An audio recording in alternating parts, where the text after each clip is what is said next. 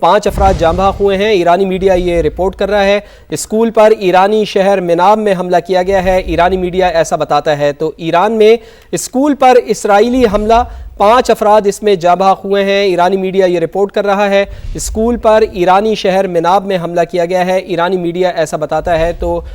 اسرائیل کے جارحیت کے عزائم ہم یہ دیکھ رہے ہیں کہ اسکولوں کو بھی نہیں بخشا جا رہا ہے۔ غزہ میں بھی ہم نے یہی صورتحال دیکھی تھی کہ اسکولوں کو نشانہ بنایا جا رہا تھا۔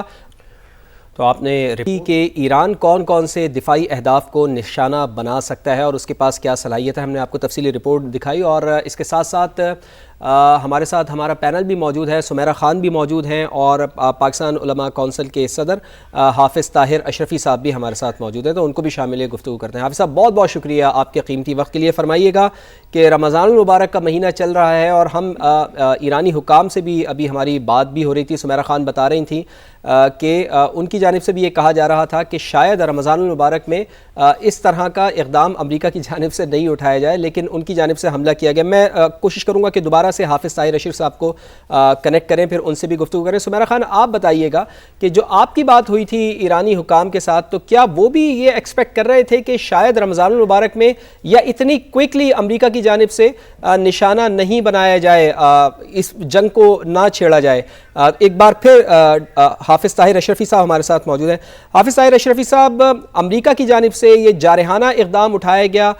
ایران میں حملے کیے گئے ہیں، مجموعی طور پر آپ حالات کو کس طرف جاتا ہوا دیکھ رہے ہیں؟ کیا آپ کو لگتا ہے کہ یہ جنگ کے بادل اب تو شروع ہو چکے ہیں، گہرے سائے مشرق وسطیٰ کے دیگر ممالک پر بھی پڑتے ہوئے دکھائی دے رہے ہیں آپ کو؟ جی سمیرہ آپ بتائیں، چلیں اس بات کا جواب آپ دیں۔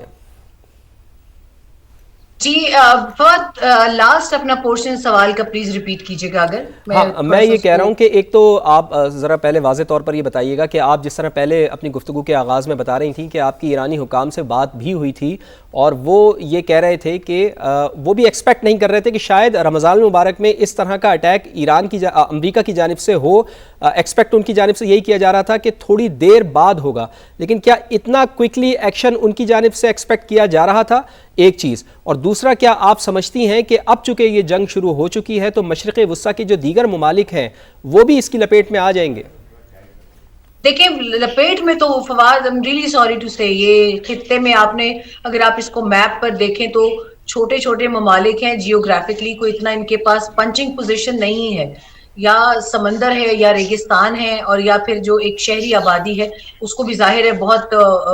ایکسپینشن کے مراحل میں رہتے ہیں تمام تر ممالک اپنی آب و ہوا کی وجہ سے۔ ان کی کوشش یہی ہوتی ہے کہ اگر آپ دیکھیں مڈل ایسٹ کی پوری تاریخ کو تو ان کو بہت لمبا عرصہ لگتا ہے اپنے آپ کو ڈیولپ کرنے میں، صرف ان کی جیوگرافیکل سچویشن جو ہے وہ ان کے آڑے آتی ہے، اور جیولوجیکل بھی۔ اب سوال یہاں یہ پیدا ہوتا ہے، جو آپ نے پہلا سوال پوچھا، بالکل ایرانینز اس مائنڈ سیٹ میں تھے کہ شاید ابھی کچھ وقت ہے، ان کے ساتھ بات چیت ہوگی۔ آپ نے عباس عراقچی اور ان کے خصوصی ایلچی کی بھی بات چیت دیکھی ہوگی، مختلف ان کے پریس سٹیٹمنٹس دیکھے ہوں گے جس میں وہ مذاکرات کا عندیہ دیتے ہوئے دکھائی دیتے ہیں، اور امریکہ کی جانب سے بھی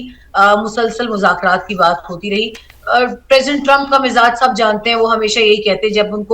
وہ ان کے مزاج پر ہے کہ وہ کس سیٹنگ میں بیٹھے ہیں وہ کیا بات کر دیں اور وہ کس حد تک سیریس اس کو لیتے ہیں۔ تو لہٰذا ایک عام تاثر یہی تھا، خود ہماری جو ان کے ساتھ بات چیت ہوئی ہے ایرانینز کے ساتھ بھی، کہ کچھ وقت شاید لگے گا مگر چیزیں پازیٹیوٹی کی طرف جائیں گی، کیونکہ ہمارا جو ایٹمی پروگرام ہے ہم اس کو کسی بھی ایول انٹینشن کے ساتھ ڈیزائن نہیں کر رہے، ہم اس کو اپنی ملکی ضروریات پوری کرنے کے لیے، توانائی کے لیے یا دوسرے اس کے لیے ایجوکیشنل پرپز کے لیے یا میڈیکل پرپز کے لیے ہم اس کو استعمال کرنا چاہ رہے ہیں۔ مگر کہیں نہ کہیں مجھے یہ اندازہ تھا